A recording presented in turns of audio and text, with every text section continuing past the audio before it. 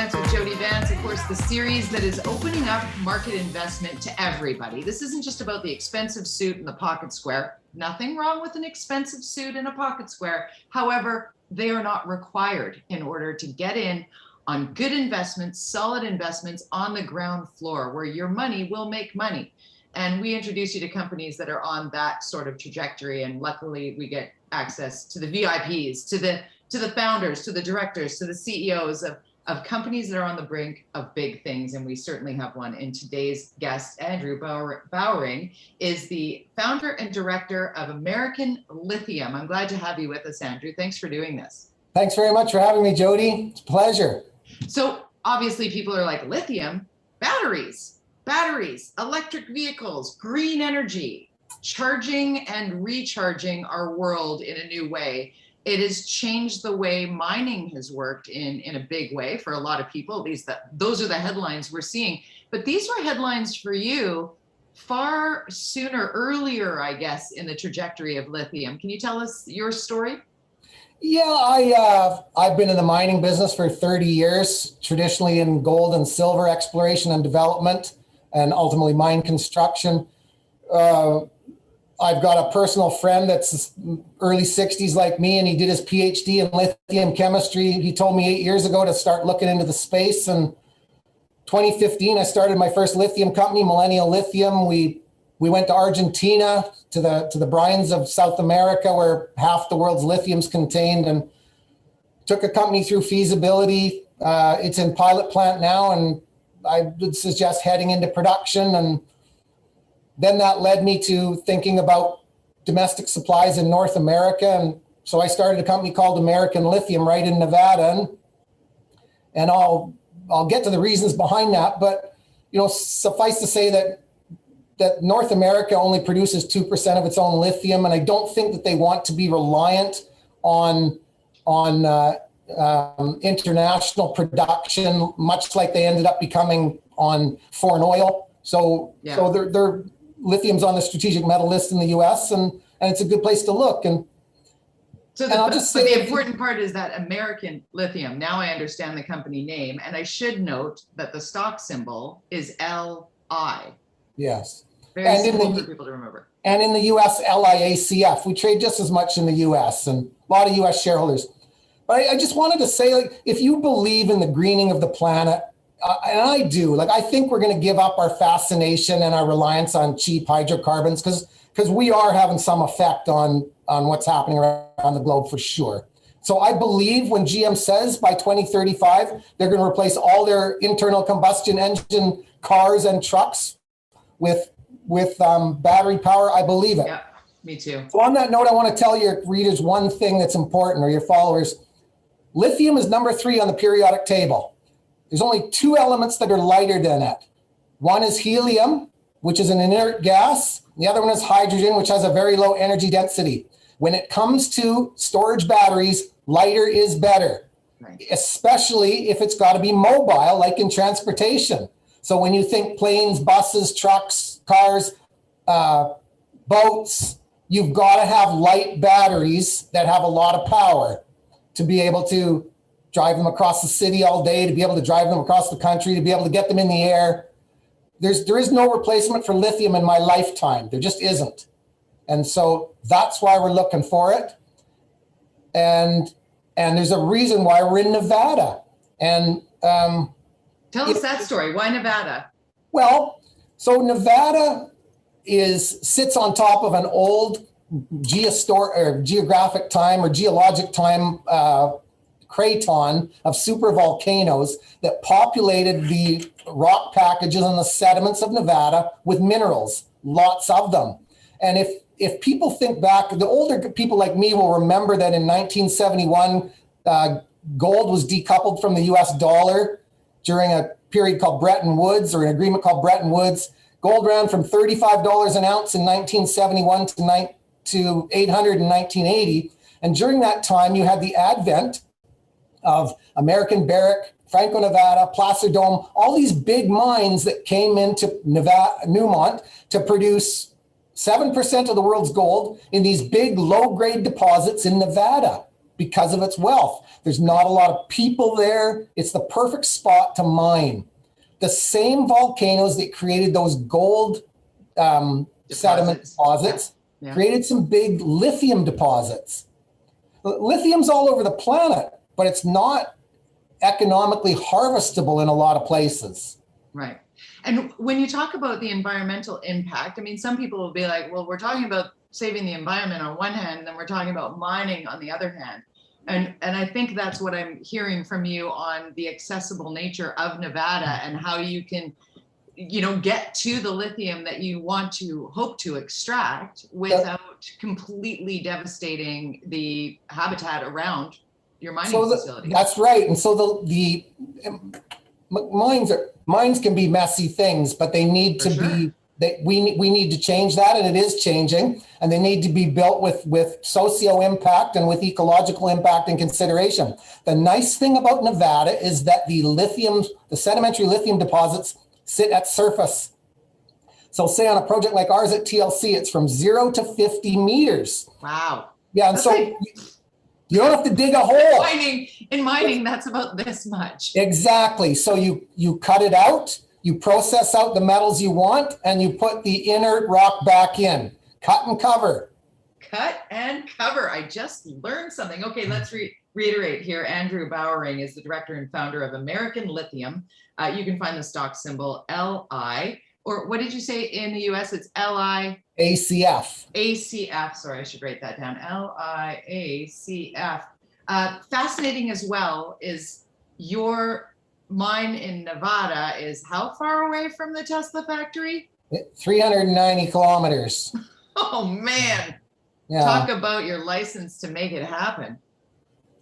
Yeah, I think that its location, it's 5 minutes out of a very friendly mining town called Tonopah. We have our own water rights. We've bought down royalties. There's your primary inputs would be limestone for liming, soda ash, sulfur, and natural gas and water. And we have all of those within the Western US that are close by truck and by rail. So all the basic inputs. I know that the US putting lithium on the strategic metal, they are heading towards domestic production. No ifs, ands, or buts. Right. And well, certainly, Andrew. I mean, we have learned over the last year of COVID how important domestic production is of anything now, whether it's food chain to vaccinations to PPE to natural resources, not being dependent on the global community when it comes to literally motoring our economy. I mean, this is what lithium is, the next level of what will get us to where we need to get to and from. It is. It's the replacement for hydrocarbons. It will power all of our vehicles, all of our transportation, and for decades to come. As a new adapter, I guess. I mean, I've driven a hybrid for years, but I just made the leap to a Prius Prime to an electric vehicle.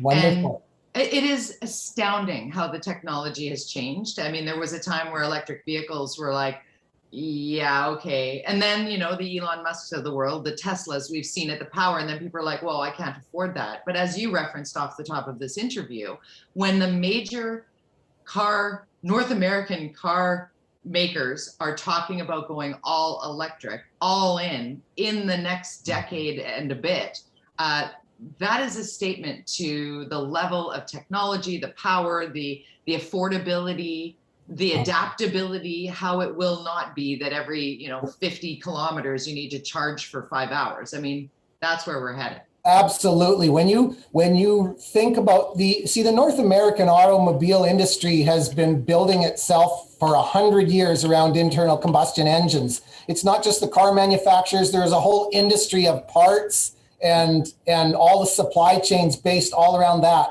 We're talking about a major reconfiguration of an entire industry. Yeah. And when they're making that decision to do that, it's going to impact big change. There's going to be consumer product that's priced for all levels. And so we're in the right spot at the right time. No ifs, ands, or buts. And It feels like it. It's a circuit breaker for those the carbon-based, and to be able to get in on what is pretty much the ground floor-ish of lithium in the domestic sense. Here it is, American Lithium. Again, the stock symbol LI or LIACA? No, LIAFA. CF. LIACF. LIACF. Got it. See, if we say it enough times, people will remember it long after they watch this. LIACF, Jody. Geez. Okay, I want to know a little bit about you, and we're just flying by for time.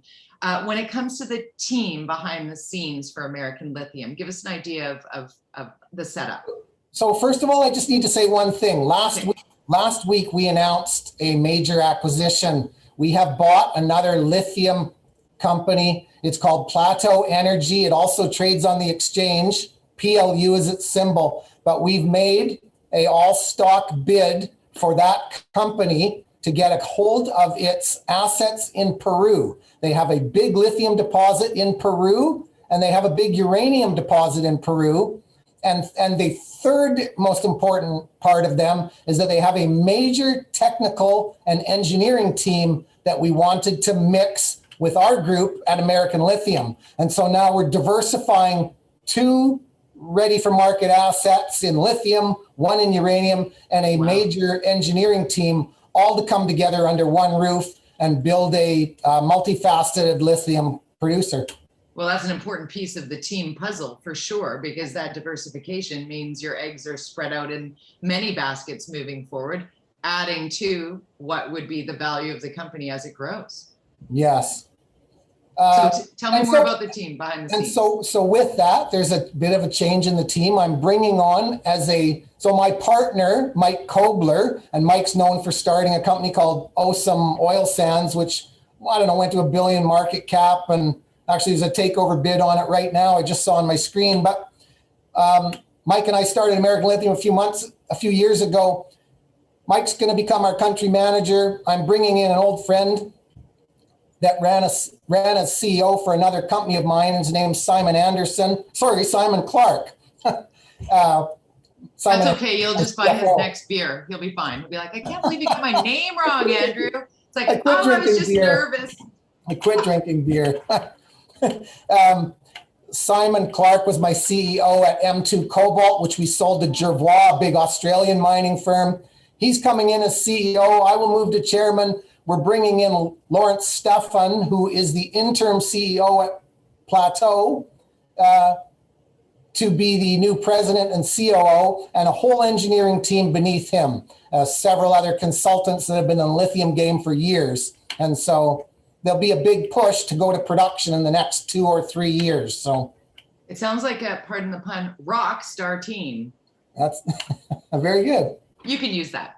Thank you. I'll share it. Hey, before I let you go, because you are so established in industry, markets, mining, do you have a piece of advice or an Andrew 101 sort of message for that first time investor? Do you remember your first investment, your first stock purchase? I do remember my first stock purchase. I bought it when I was in university, and I really didn't know what I was doing. And someone told me I should buy this stock, and I watched it trade on a TV program, and so I bought some, and it went up, and when it doubled up, I took some money off the table, and I didn't get greedy, and I made some money the first time. That's awesome. And since then, I mean, I've traded, I don't know, doesn't matter, millions and millions of dollars worth of stock since then, and I've lost money being greedy.